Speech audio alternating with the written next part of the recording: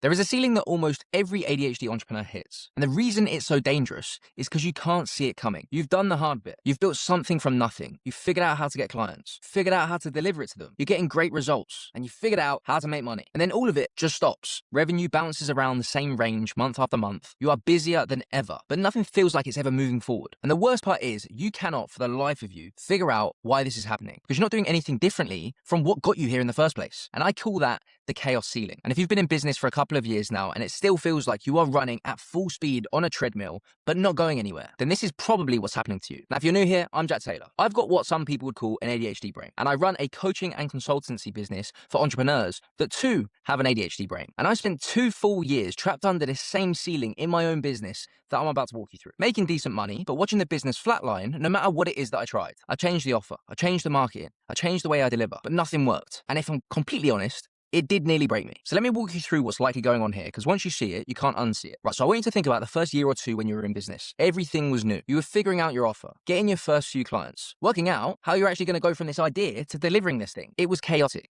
yes, but it was exciting. You were solving new problems every single day that you'd never had to solve before. You were learning at a rate that almost felt addictive, and you were likely moving faster than everybody else around you. You were in your element, and you felt in your bones that you were going to carry on with this level of intensity and on this trajectory, and you would then dominate and take over the world. And that's because the startup phase of a business is perfectly designed for the brain type that we have. Every single day had novelty because you'd never done this before. It had challenge because you were constantly having to figure things out on the fly. It had urgency. There were real consequences if you didn't act quickly or fulfill on the thing that you had just sold that you likely hadn't built yet. And of course, it had personal interest. You were building something for once that was yours. And those are the 4 triggers that light what I call a hunter brain up. And in startup mode, all 4 of those triggers are firing constantly. So as a result, your brain was fully engaged. You had some of that dopamine on tap, meaning that you didn't need discipline, willpower, or some color-coded spreadsheet for you to do the work that was necessary, because your brain was getting everything that it needed from just the conditions that you were in. And in that first phase, you were in your fucking element. You might not have known it at the time, but your brain was doing exactly what it was designed for. Now, here's the bit that nobody tells you. At some point, for most people, it's usually a couple of years in, the game changes. And it changes so gradually from underneath you that you don't even know that it's happening. Because after a while, the thing that your business needs from you starts to shift. And running it looks totally different to building it. Running it means doing the same things consistently, day in, day out. It means maintaining systems rather than constantly creating new ones. It means following up, tracking numbers, doing admin, and showing up the same way, week after week after week. And if you score those things against the 4 dopamine triggers, novelty, challenge, urgency, and personal interest, they score a flat 0 across the board. Because at this point, you've done it before. There's not really a great deal of challenge anymore. There's likely not an impending deadline. And if truth be told, at this point in time, most of it you find pretty boring. So your brain then starts to disengage. Not because you've magically become lazy or you've lost your drive, but because the fuel source that was powering your entire business has suddenly been cut off. The work that is now required has changed, and your brain didn't. And this is where it gets really interesting. And to be honest, I wish that somebody had told me this 3 years earlier than I actually found out. What happens when your brain disengages from the work that needs doing? You start drifting. And at first it's subtle. Still working hard, you're still busy, but you're spending more time on the interesting stuff and less time on the really important stuff. You're redesigning your website instead of following up with leads. You're creating and trying to sell a new offer rather than just doubling down on the one that you've already got and already works. You're trying to put yourself into creation mode when what your business really needs from you is to be in maintenance mode. And your revenue starts to do this thing where it bounces. Let me show you what I mean. So this is your business. This steep bit at the start, this is the startup phase. Your brain is fully lit up. All 4 dopamine triggers are firing and you are climbing fast. But then you hit this line here.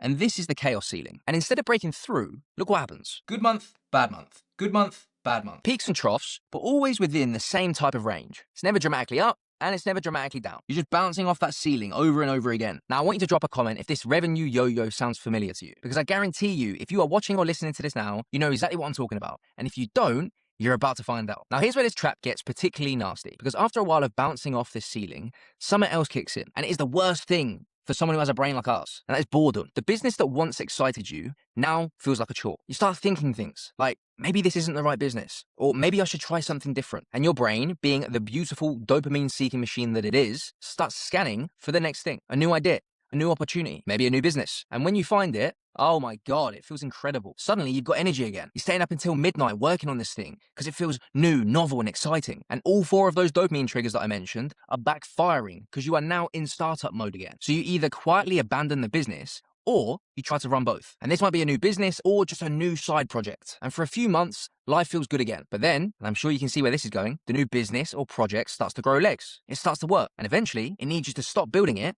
and start running it again. So what happens? The novelty wears off, the dopamine dries up, and you hit the exact same ceiling again. You hit the same wall, bouncing between the same revenue range. You're just using a different vehicle, but you've got the same brain. And now you've got two half-finished things instead of one fully built thing. And I see this pattern constantly. Brilliant entrepreneurs with 3 or 4 businesses, none of them breaking through, and all of them stuck at roughly the same point. And from the outside, it looks impressive. Oh, they're so ambitious. They've always got something on the go. And that likely strokes our little egos. But from the inside, it feels like you're going round and round in circles. You're feeling the same overwhelm, the same chaos, that same why can't I just make this work feeling. And it's just wearing a different hat each time. Now look, let me be clear. I went through this myself more times than I would like to admit. I built a profitable online coaching business. I hit that ceiling and fell completely out of love with it and spent 2 years in what I can only describe as business depression. I knew what to do. Knowledge was never the issue. I just could not make myself do it. It felt like 2 wrong ends of the magnet pushing against each other. There was this huge sense of internal resistance. And Christmas Eve 2023, I was lying in bed with my girlfriend Chloe, and she's excited, talking about her plans for January because she's buzzing to launch something new. And I'm lying there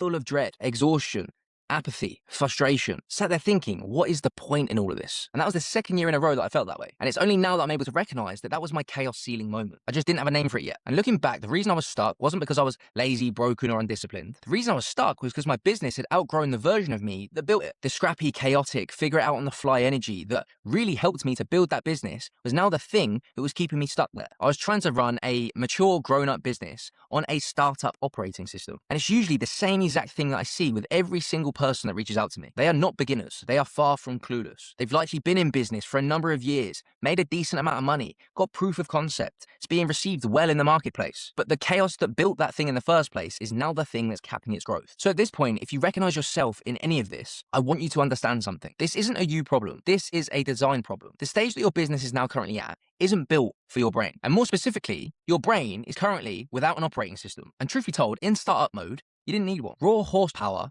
was enough. But now the business is complex enough that raw horsepower alone, without the right infrastructure and the right direction, is actually just causing more chaos, the thing that is stopping it from growing. So what you need is an operating system that fits how your brain is actually designed. Something that channels all of that energy, drive, and creativity into the right direction consistently without requiring more discipline, willpower, or your ability to white knuckle your way through a week. Because again, your brain was never the problem. It is genuinely one of the most powerful things known to man, and it has got you to where you are right now. And when it fires in the right direction consistently, it will outperform any other person. We just need to stop running it without an instruction manual and finally and intentionally create the right operating system for how your brain is designed. And that is the thing that is going to allow you to break through this chaos ceiling that you are likely feeling at the moment. The answer is not in another book. It's not in another course. It's not in working harder. It's in understanding that your brain is different to everyone else's and building around it intentionally. Your brain is phenomenal at building businesses, but it is not great at running them. Not unless it has the right operating system in place. Now, here's the thing that trips most people up, even after they understand this. They think the answer to all of their problems is acquiring more knowledge, more courses, more books, more podcasts. But whether you know this or not,